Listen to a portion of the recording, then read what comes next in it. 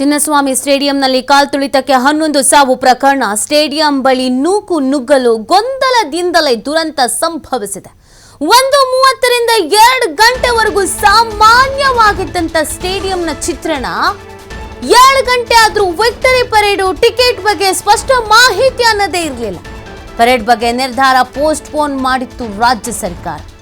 ನೋಡಿ, ಎಲ್ಲ ನಾರ್ಮಲ್ ಆಗೇ ಇತ್ತು. 1:30 ರಿಂದ 2 ಗಂಟೆವರೆಗೂ ಸ್ಟೇಡಿಯಂ ಹತ್ರ ಚಿತ್ರಣ ಸಾಮಾನ್ಯವಾಗಿತ್ತು. ಏನು ಟ್ರಾಫಿಕ್ ಜಾಮ್ ಆಗಿರ್ಲಿಲ್ಲ, ರೋಡ್ ಬ್ಲಾಕ್ ಆಗಿರ್ಲಿಲ್ಲ, ಏನು ಸಮಸ್ಯೆ ಆಗಿರ್ಲಿಲ್ಲ. ಆದ್ರೆ ಈ ಪೆರೇಡ್ ಬಗ್ಗೆ ಪೋಸ್ಟ್ಪೋನ್ ಮಾಡ್ತಲ್ಲ ರಾಜ್ಯ ಸರ್ಕಾರ, ಅದು ಪೋಸ್ಟ್ಪೋನ್ ಆಗಿದ್ಯಾ ಆಗಿಲ್ವಾ ಎಲ್ಲವೂ ಕೂಡ ಗೊಂದಲ ಇತ್ತು. ಪಾಸ್ ತಗೋಬೇಕಾ, ಟಿಕೆಟ್ ತಗೋಬೇಕಾ, ಪಾಸು ಟಿಕೆಟು ಇದ್ರೆ ಮಾತ್ರ ಒಳಗ್ ಬಿಡ್ತಾರಾ ಅಥವಾ ಫ್ರೀಯಾಗಿ ಹೋಗ್ಬೋದಾ, ಎಲ್ಲರಿಗೂ ಹೋಗೋದಕ್ಕೆ ಅವಕಾಶ ಇರತ್ತಾ, ಮೊದಲೇ ಬುಕ್ಕಿಂಗು ಅಂತ ಏನಾದ್ರೂ ಇತ್ತಾ, ಪಾಸ್ ತಗೊಳ್ಳೋದಾದ್ರೆ ಎಲ್ಲಿ ತಗೋಬೇಕು, ಯಾರ ಹತ್ರ ತಗೋಬೇಕು, ಅದಕ್ಕೆ ದುಡ್ಡು ಎಷ್ಟು ಕಟ್ಟಬೇಕು, ಯಾವುದರ ಅರಿವೂ ಇರಲಿಲ್ಲ, ಯಾವುದರ ಕ್ಲಾರಿಟಿನೂ ಇರಲಿಲ್ಲ. ಯಾರು ಅದಕ್ಕೆ ಕ್ಲಾರಿಟಿ ಕೊಡುವಂತ ಪ್ರಯತ್ನವನ್ನು ಮಾಡಲಿಲ್ಲ. ನೋಡಿ, ಹಾಗಾಗಿ ಈ ಗೊಂದಲ ಅನ್ನೋದು ಸೃಷ್ಟಿ ಆಗಿದ್ದು. ಮೊದಲಿಗೆ RCB ಟೀಮ್ ಬೆಂಗಳೂರಿಗೆ ಬರ್ತಿದೆ ಅನ್ನೋದು ಒಂದು ವಿಚಾರ. ಆ ವಿಚಾರ ಗೊತ್ತಾಗಿದ್ದೆ ತಡ ಕುಣಿದು ಕುಪ್ಪಳಿಸೋಕ್ ಶುರು ಮಾಡ್ತಾರೆ. ಎಷ್ಟೊತ್ತಿಗೆ ಬರ್ತಾರೆ ಅನ್ನೋದು ಯಾರು ತಲೆ ಕೆಡಿಸ್ಕೊಳ್ಳಿಲ್ಲ, ಬರ್ತಿದ್ದಾರೆ ಅಷ್ಟೇನೆ. ಯಾವಾಗ RCB ಟೀಮ್ ಬೆಂಗಳೂರಿಗೆ ಬರುತ್ತೆ ಸೆಲೆಬ್ರೇಷನ್ಗೆ ಅಂತ ಒಂದು ವಿಚಾರ ಗೊತ್ತಾಯ್ತು, ರಾಜ್ಯದ ಮೂಲೆ ಮೂಲೆಯಿಂದನೂ ಬರಕ್ ಶುರು ಮಾಡಿದ್ರು. ಆಕ್ಚುಲ್ ಆಗಿ ಹೇಳಬೇಕು ಅಂದ್ರೆ ಬೆಂಗಳೂರಿನ ಸುತ್ತಮುತ್ತ ಇರುವಂತ ಊರುಗಳಿಂದ ಅಂತೂ ಅದು ತುಮಕೂರು, ಮಂಡ್ಯ, ಮೈಸೂರು ಈ ಭಾಗಗಳಿಂದಲೂ ಕೂಡ ಬಂದ್ಬಿಟ್ರು. ಆದ್ರೆ ಗೊಂದಲ ಏನಾಯ್ತು ಅಂತ ಅಂದ್ರೆ, ಮೊದಲು ಎಲ್ಲಿಗೆ ಹೋಗ್ತಾರೆ, ಆಮೇಲೆ ಎಲ್ಲಿಗೆ ಬರ್ತಾರೆ, ಹೆಂಗ್ ಹೋಗ್ತಾರೆ, ಹೆಂಗ್ ಬರ್ತಾರೆ, ಕ್ರಿಕೆಟರ್ಸ್ಗೆ ಯಾವ ಥರ ಸನ್ಮಾನ ಮಾಡ್ತಾರೆ, ಎಷ್ಟೊತ್ತಿಗೆ ಮಾಡ್ತಾರೆ, ಅಲ್ಲಿ ಏನಾದರೂ ವ್ಯವಸ್ಥೆ ಇದೆಯಾ, ಕುತ್ಕೊಳ್ಳೋಕೆ ವ್ಯವಸ್ಥೆ ಇದೆಯಾ, ನಿಂತ್ಕೊಳ್ಳೋಕೆ ವ್ಯವಸ್ಥೆ ಇದೆಯಾ, ಅಲ್ಲಿಗೆ ಪಾಸ್ ತಗೋಬೇಕಾ, ಅಲ್ಲಿಗೂ ಏನಾದರೂ ಬುಕ್ಕಿಂಗ್ ಮಾಡ್ಕೋಬೇಕಾ, ಟಿಕೆಟ್ ತಗೋಬೇಕಾ, ಅಲ್ಲಿ ಎಷ್ಟೊತ್ತು ಇರ್ತಾರೆ, ಯಾವುದು ಗೊತ್ತಿಲ್ಲ. ಇನ್ ಚಿನ್ನಸ್ವಾಮಿ ಸ್ಟೇಡಿಯಂ ಇಲ್ಲಿ ಕಾರ್ಯಕ್ರಮ ಇದೆ, ಏನ್ ಕಾರ್ಯಕ್ರಮ ಇದೆ ಅದು ಗೊತ್ತಿಲ್ಲ. ಹೋಗ್ಲಿ, ಚಿನ್ನಸ್ವಾಮಿ ಸ್ಟೇಡಿಯಂ ಒಳಗಡೆ ಹೋಗೋದಕ್ಕೆ ಟಿಕೆಟ್ ತಗೋಬೇಕಾ ಗೊತ್ತಿಲ್ಲ, ಪಾಸ್ ಕೊಡ್ತಾರಾ ಗೊತ್ತಿಲ್ಲ, ಪಾಸ್ ತಗೋಬೇಕಾದ್ರೆ ಯಾರ ಹತ್ರ ತಗೋಬೇಕು ಗೊತ್ತಿಲ್ಲ, ಟಿಕೆಟ್ ತಗೋಬೇಕಾದ್ರೆ ಯಾರ ಹತ್ರಕ್ಕೆ ಹೋಗಿ ಕೇಳಬೇಕು ಗೊತ್ತಿಲ್ಲ, ದುಡ್ಡು ಕೊಡ್ಬೇಕಾ ಗೊತ್ತಿಲ್ಲ, ಫ್ರೀನಾ ಗೊತ್ತಿಲ್ಲ. ಇದೇ ಗೊಂದಲ. ಟಿಕೆಟು ಪಾಸು ಏನು ಇಲ್ಲದೆ ಫ್ರೀ ಎಂಟ್ರಿ ಅಂತ ಸುದ್ದಿ ಹಬ್ಬಿಡುತ್ತೆ. ಅಯ್ಯೋ ಏನಿಲ್ಲ, ಎಲ್ಲರಿಗೂ ಬಿಡ್ತಾರಂತೆ, ಬನ್ನಿ ಬನ್ನಿ ಬನ್ನಿ ಅಂತ. 2 ಗಂಟೆ ನಂತರ ಫುಲ್ ಆಗ್ಬಿಡುತ್ತೆ Cubbon park. Vidhana Soudha metro ticket free ಅಂತ ಸಹಸ್ರಾರು ಸಂಖ್ಯೆಯಲ್ಲಿ ಏಕಾಏಕಿಯಾಗಿ ಆಗಮಿಸ್ತಾರೆ. ವಿಕ್ಟರಿ ಪೆರೇಡ್ ನಡೆಯುತ್ತೆ, ಪ್ಲೇಸ್ ನ ನೋಡಬಹುದು ಅಂತ ಜಮಾವಣೆ ಆಗ್ತಾರೆ. ಈ ನಡುವೆ ಪೆರೇಡ್ ನಡೆಯುತ್ತೆ ನಡೆಯಲ್ಲ ಅನ್ನೋ ಗೊಂದಲನೇ ಹೆಚ್ಚಿತ್ತು. ಫ್ಯಾನ್ಸ್ ಜಮಾಯಿಸಿದ ನಂತರ ಪೆರೇಡ್ ಇರಲ್ಲ ಅಂತ ಸರ್ಕಾರ ಘೋಷಣೆ ಮಾಡುತ್ತೆ. ಮೊದಲಿಗೆ ಸರ್ಕಾರನು ನಟ್ಟಿಗೆ ಯಾವುದನ್ನು ತಿಳಿಸ್ಲಿಲ್ಲ. ಇಷ್ಟು ಗಂಟೆಯಿಂದ ಇಷ್ಟು ಗಂಟೆವರೆಗೂ ಹೀಗಿರತ್ತೆ, 1 ಗಂಟೆಯಿಂದ 1:30 ಸನ್ಮಾನ, 1:30 ರಿಂದ 2 ಗಂಟೆ ಚಿನ್ನಸ್ವಾಮಿ ಸ್ಟೇಡಿಯಂಗೆ ಬರ್ತಾರೆ, 2 ಗಂಟೆಯಿಂದ ಕಾರ್ಯಕ್ರಮ ಪ್ರಾರಂಭ ಆಗತ್ತೆ. ಯಾವುದೂ ಇಲ್ಲ, ಬರ್ತಾರೆ, ಎಲ್ಲಿಗೆ ಬರ್ತಾರೆ ಗೊತ್ತಿಲ್ಲ. ಇನ್ನು ವಿಜಯ ಯಾತ್ರೆ ಮಾಡ್ತೀವಿ ಅಂತ ಹೇಳಿದ್ರು, ಜನ ಬರ್ತಿದ್ದು ನೋಡಿ ವಿಜಯ ಯಾತ್ರೆ ಕ್ಯಾನ್ಸಲ್ ಮಾಡ್ಬಿಟ್ರು. ಆದರೆ ನಮ್ಮ ಜನಕ್ಕೆ ಕ್ಯಾನ್ಸಲ್ ಮಾಡಿರೋದು ರೀಚೇ ಆಗಲಿಲ್ಲ. ಇನ್ನೂ ಒಂದು ದೃಶ್ಯ ಇದೆ, ಆ ದೃಶ್ಯ ನೋಡಿದ್ರೆ ಭಯಂಕರವಾಗಿದೆ. ಮೆಟ್ರೋ ಸ್ಟೇಷನ್ನಲ್ಲಿ ನಾವು ಈ ಕಾಯಿನ್ ಹಾಕ್ಬಿಟ್ಟು ಈ ಮೆಟ್ರೋ ಕಾರ್ಡ್ ಇದ್ರೆ ಅದನ್ನ ಶೋ ಮಾಡಿಬಿಟ್ಟು ಆ ಮೆಟ್ರೋ ಗೇಟ್ ಓಪನ್ ಆಗುತ್ತಲ್ಲ, ಆಮೇಲೆ ಹೊರಗೆ ಬರ್ತೀವಿ. ಆ ದೃಶ್ಯದಲ್ಲಿ ಹೆಂಗೆ ಅಂತಂದ್ರೆ, ಈ ಕಾಯಿನ್ ಹಾಕೋದು, ಈ ಮೆಟ್ರೋ ಕಾರ್ಡ್ ಅಂತ ತೋರಿಸೋದು ಯಾವುದೂ ಇಲ್ಲ, ಎಲ್ಲ ಹೈ ಜಂಪ್ ಲಾಂಗ್ ಜಂಪ್. ಎಲ್ರೂ ಒಬ್ರು ಟಿಕೆಟ್ ಪೇ ಮಾಡಿಲ್ಲ ನಿನ್ನೆ ಮೆಟ್ರೋ ಸ್ಟೇಷನ್ನಲ್ಲಿ. ಹೋಗ್ಲಿ, ಶಾಂತವಾಗಿ ನಿಧಾನವಾಗಿಯೂ ಬಂದಿಲ್ಲ. ಹೆಚ್ಚು ಕಮ್ಮಿ ಆಗಿದ್ರೆ ಮೆಟ್ರೋ ಸ್ಟೇಷನ್ನಲ್ಲಿ ಒಂದಷ್ಟು ದುರಂತ ಸಂಭವಿಸ್ಬಿಡ್ತಾ ಇತ್ತು. ಹೆಂಗಸರು ಮಕ್ಕಳು ಎಲ್ಲ ಒಬ್ರ ಮೇಲೆ ಒಬ್ರು ಹಾರಿದ್ದು. ಮೆಟ್ರೋದಲ್ಲಿ ಓಡಾಡೋರಿಗೆ ಇದ್ರ ಬಗ್ಗೆ ಐಡಿಯಾ ಇರುತ್ತೆ, ಅಥವಾ ಮೆಟ್ರೋದಲ್ಲಿ ಓಡಾಡಿರೋರಿಗೆ ಆ ಕಾಯಿನ್ ಹಾಕೋದಕ್ಕೆ ಅಂತ ಇಟ್ಟಿರ್ತಾರಲ್ಲ, ಆ ಬಾಕ್ಸ್ನ ಹಾರ್ಕೊಂಡು ಓಡೋಗಿ ಬಂದಿದ್ದಾರೆ. 3 ಗಂಟೆ ನಂತರ ಟಿಕೆಟು ಪಾಸು ವಿಚಾರವಾಗಿ RCB ಟ್ವೀಟ್ ಮಾಡ್ಬಿಡತ್ತೆ. ಕ್ರಿಕೆಟ್ ಜೀನಿ ಆ್ಯಪ್ನಲ್ಲಿ ಟಿಕೆಟ್ ಸಿಗುತ್ತೆ ಅನ್ನೋ ಮಾಹಿತಿ ಸಿಗುತ್ತೆ. ಸಂಜೆ 4 ಮೇಲೆ ಟಿಕೆಟ್ ಬಗ್ಗೆ ಸೋಷಿಯಲ್ ಮೀಡಿಯಾದಲ್ಲಿ ವೈರಲ್ ಆಗುತ್ತೆ. ಅಷ್ಟರಲ್ಲಾಗಲೇ ಸ್ಟೇಡಿಯಂ ಸುತ್ತುವರೆದಿದ್ರು, ಒಳಗಡೆ ನುಗ್ಗೋಕೆ ಫ್ಯಾನ್ಸ್ ಸಜ್ಜು ಆಗಿದ್ರು. ಒಳಗಡೆ ಹೋಗೋಕೆ ನೂಕು ನುಗ್ಗಲು, ಬಳಿಕ ಕಾಲ್ತುಳಿತ, ಉಸಿರಾಟ ಸಮಸ್ಯೆ, ಕಾಲ್ತುಳಿತ ಆಗ್ತಾನೆ 11 ಜನರು ದಾರುಣವಾಗಿ ಸಾವನ್ನಪ್ತಾರೆ. ನೋಡಿ, ಸಂಜೆ 3 ಗಂಟೆ ತನಕ, ಮಧ್ಯಾಹ್ನ 3 ಗಂಟೆ ತನಕ RCB ಮ್ಯಾನೇಜ್ಮೆಂಟ್ ಆಗಲಿ, ನಮ್ಮಲ್ಲಿ ಇದೆಯಲ್ಲಪ್ಪ ಕ್ರಿಕೆಟ್ ಅಸೋಸಿಯೇಷನ್ ಅದಾಗ್ಲಿ, ಹೋಗ್ಲಿ ಸರ್ಕಾರ ಆಗಲಿ, ಒಬ್ರು ಟಿಕೆಟ್ ತಗೊಂಡು ಹೋಗಿ ಪಾಸ್ ಇದ್ರೆ ಮಾತ್ರ ಒಳಗ್ ಬಿಡ್ತೀವಿ, ಟಿಕೆಟ್ ಇದ್ರೆ ಮಾತ್ರ ಒಳಗ್ ಬಿಡ್ತೀವಿ, ಟಿಕೆಟ್ ಎಲ್ಲಿ ತಗೋಬೇಕು, ಯಾವ ಆ್ಯಪಲ್ಲಿ ಹೋಗಿ ಡೌನ್ಲೋಡ್ ಮಾಡಬೇಕು, ಎಷ್ಟು ಪೇ ಮಾಡಬೇಕು, ಯಾವುದನ್ನು ಕ್ಲಾರಿಟಿನೇ ಕೊಟ್ಟಿಲ್ಲ ಸ್ವಾಮಿ. ಹಂಗಾಗಿ ಜನ ಮನೇಲಿದ್ದವ್ರು ಎಲ್ಲ ಹೊರಟುಬಿಟ್ರು free free free free free ಅಂತ. ಮಕ್ಕಳನ್ನ, ಹೆಂಗಸರನ್ನ, ವಯಸ್ಸಾದವ್ರನ್ನ ಎಲ್ಲರನ್ನೂ ಕರ್ಕೊಂಡು ಹೆಂಗೂ ಫ್ರೀ ಅಲ್ಲ, ರೋಡಲ್ಲಿ ಅಕ್ಕಪಕ್ಕ ನಿಂತರೆ ಸಾಕಲ್ವಾ, ಬರ್ತಾರೆ ತೆರೆದ ವಾಹನದಲ್ಲಿ, ನಾವು ಹತ್ತಿರದಿಂದ ನೋಡ್ಬೋದು, ವಿಶ್ ಮಾಡ್ಬೋದು ಅಂತ ಅಂದ್ಕೊಂಡು ಬಂದೇ ಬಿಟ್ರು. ಆದರೆ ಇಲ್ಲಾಗಿದ್ದೆ ಬೇರೆ. ಇದಾದ್ಮೇಲೆ ಯಾಕೋ ಇಲ್ಲಿ ಸರಿ ಹೋಗ್ತಾ ಇಲ್ಲ, ಸಿಕ್ಕಾಬಟ್ಟೆ ಸಮಸ್ಯೆ ಆಗ್ತಾ ಇದೆ, ತಪ್ಪಿಗೆ ವಾಪಸ್ ಹೋಗೋಣ ಅಂತಲೂ ಯಾರು ವಾಪಸ್ ಹೋಗಿಲ್ಲ. ಇಲ್ಲಿವರೆಗೂ ಬಂದಿದ್ದು ಬಿಡೋದಕ್ಕಾಗತ್ತಾ, ನುಗ್ಗೇ ಬಿಡೋಣ ಅಂತ ಹೇಳಿ ನುಗ್ಗೋದಕ್ಕೆ ಶುರು ಮಾಡಿದ್ರು. ಹೆಂಗೂ ಸ್ಟೇಡಿಯಂ ಗೇಟ್ ಹತ್ರನೇ ಇದ್ದೀವಿ, ಪಾಸು ಇಲ್ಲ, ಟಿಕೆಟು ಇಲ್ಲ, ಈಗ ವಾಪಸ್ ಹೋಗೋಕ್ಕಂತೂ ಸಾಧ್ಯ ಇಲ್ಲ, ಕಷ್ಟಪಟ್ಟು ಇಷ್ಟೊತ್ತಿಲ್ಲಿ ನಿಂತಿದ್ದೀವಿ, ಏನಾಗುತ್ತೋ ಆಗ್ಬಿಡೋಣ, ಜಮಾಯಿಸ್ಬಿಡೋಣ ಅಂತ ಒಳಗೆ ಒಮ್ಮೆಲೆ ನುಗ್ಗಕ್ಕೆ ಶುರು ಮಾಡಿದ್ರು. ಇದೇ ಇಷ್ಟೆಲ್ಲ ದುರಂತಕ್ಕೆ ಕಾರಣ ಆಗಿದೆ.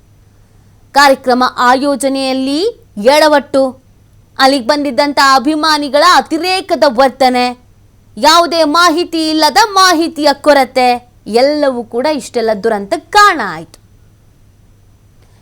ಈ ಬಗ್ಗೆ ಮತ್ತಷ್ಟು ಮಾಹಿತಿ ನೀಡ್ತಾರೆ ನಮ್ಮ ಪ್ರತಿನಿಧಿ ಸಂತೋಷ್. ಸಹಜವಾಗಿ ನಿನ್ನೆಯ ಈ ಒಂದಷ್ಟು ಅವಘಡಗಳ ಬಗ್ಗೆ ಇವತ್ತು ಚರ್ಚೆ ಯಾಕಾಯ್ತು, ಹೇಗಾಯ್ತು, ಏನಾಗಬೇಕಾಗಿತ್ತು ಅಂತ. ಸೊ ಏನೆಲ್ಲ ಗೊಂದಲ ಕ್ರಿಯೇಟ್ ಆಯಿತು ಸಂತೋಷ್, ನಿನ್ನೆ ಯಾರಿಂದ ಆಯಿತು, ಏನು ಸಮಸ್ಯೆ ಆಯಿತು ಆಕ್ಚುಲ್ ಆಗಿ ಅಂತ ಗಮನಿಸ್ತಾ ಹೋದ್ರೆ ಇಡೀ ಪ್ರಕರಣಕ್ಕೆ ನೇರ ಹೊಣೆ ಸರ್ಕಾರ ಆಗ್ಬೇಕಾಗುತ್ತೆ.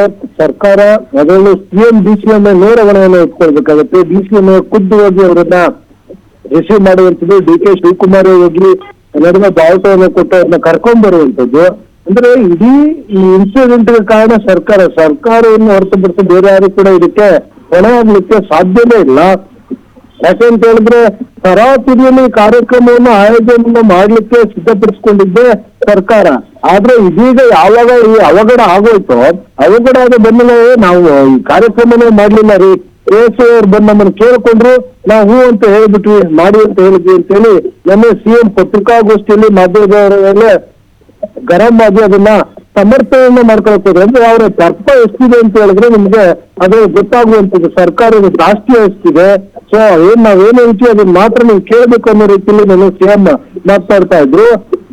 ಯಾರೋ ಒಬ್ಬ ದಾರಿಯಲ್ಲಿ ಹೋಗೋದು ಬಂದು ಈ ತರ ಕಾರ್ಯಕ್ರಮ ಮಾಡ್ಬೇಕು ಅಂದ್ರೆ ಅದಕ್ಕೊಂದು ರೂಪುರೇಷೆ ಮಾಡ್ಬೇಕು ಅನ್ನೋ ಒಂದು ಕಾಮನ್ ಸೆನ್ಸ್, ಸಾಮಾನ್ಯ ಜ್ಞಾನ ಈ ಸರ್ಕಾರಕ್ಕೆ ಇರ್ಲಿಲ್ವಾ ಅನ್ನೋದು ಪ್ರಶ್ನೆ. KSI ಅವ್ರು 1000 ಕೇಳ್ತಾರೆ, ಸರ್ಕಾರ ಏನ್ ಮಾಡ್ತು, ಇವ್ರದೇನು, ಇವರ ಮುಂಜಾಗ್ರತೆ ಏನೋ, ಬೇಡ ರೀ ಒಂದ್ ವಾರ ಬಿಟ್ಟು ಮಾಡಿ ಹೋಗಿ ಅಂತ ಹೇಳಿ ಕಳ್ಸೋದಿತ್ತು.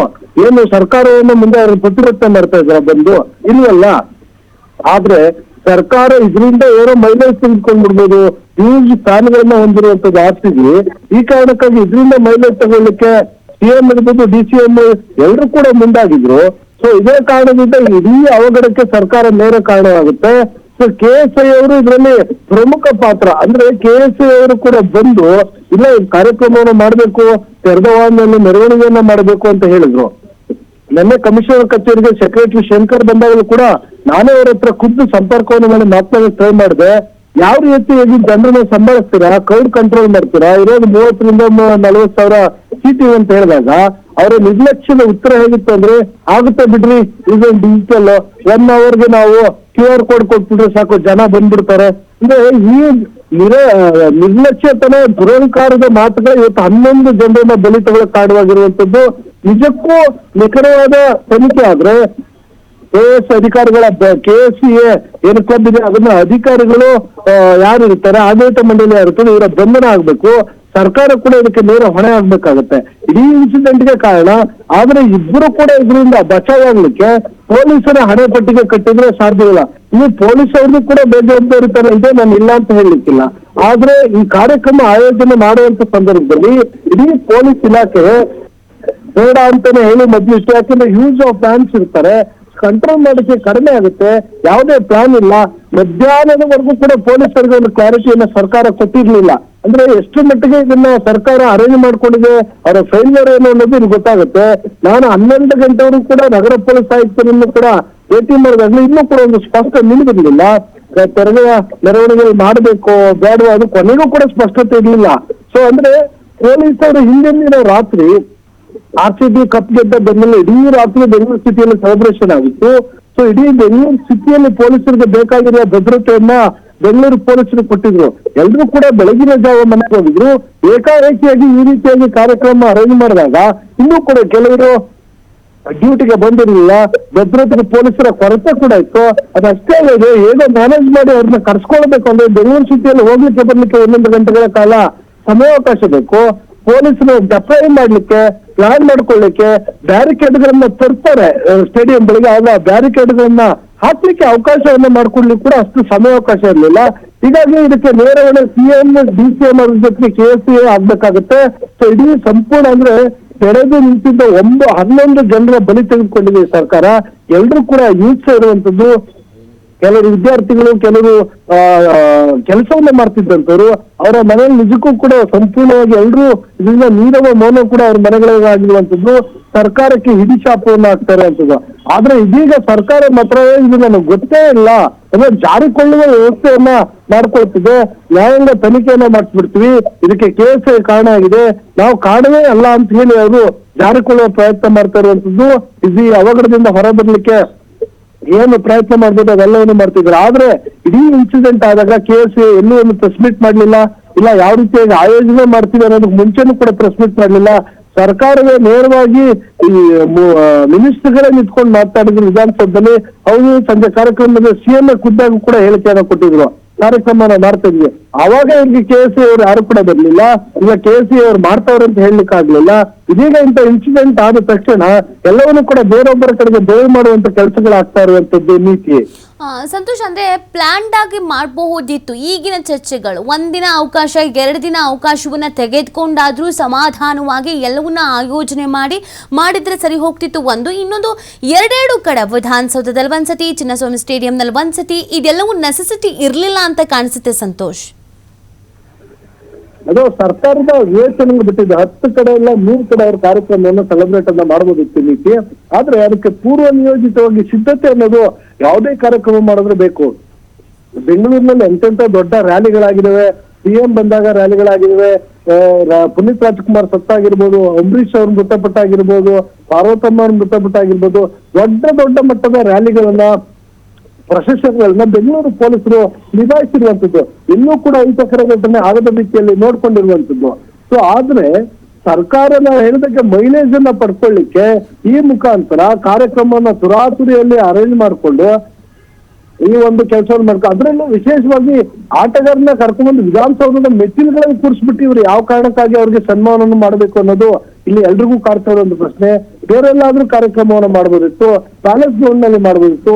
ಯೂಸ್ ಆಫ್ ಫ್ಯಾನ್ಸ್ ಇರೋದ್ರಿಂದ ಪ್ಯಾಲೇಸ್ ಗ್ರೌಂಡ್ ನಲ್ಲಿ ಮಾಡಿದ್ರೆ ಎಷ್ಟೇ ಜನ ಬಂದಿದ್ರು ಅವ್ರೆಲ್ರಿಗೂ ಕೂಡ ಅಲ್ಲಿಗೆ ಸಂಭಾಳಿಸ್ಲಿಕ್ಕೆ ಅವಕಾಶ ಸಿಗ್ತಾ ಇತ್ತು.